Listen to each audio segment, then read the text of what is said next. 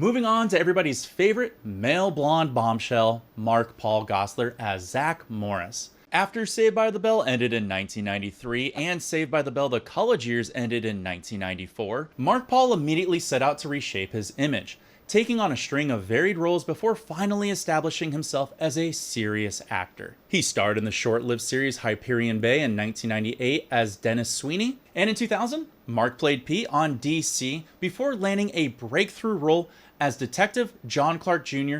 on NYPD Blue. He then led TNT's Rising Bar in 2008 as Public Defender Jerry Kellerman, followed by the legal dramedy Franklin and Bash in 2011 as Peter Bash. Mark Paul even guest starred in shows like Law & Order SVU. Sorry to crush your hearts again, but yeah, Mark is married to his second wife, Katrina McGinn. In 2016, he co-starred as Pitch as Padres catcher Mike Lawson, and then in Mixed-ish in 2019 as Paul Johnson. Mark Paul later revisited Zack Morris in the reboot of Saved by the Bell in 2020. And of course, he's looking just as good as ever as an older Zack Morris. Recently, he's actually taken on darker roles, including a chilling turn on NBC's thriller Found, which premiered in 2024, as the enigmatic Sir. I've also been told while making this video and doing some research online that Mark Paul does have a podcast called Zack to the Future. For many young women out there, Mark Paul Gosselaar as Zack Morris was your first crush.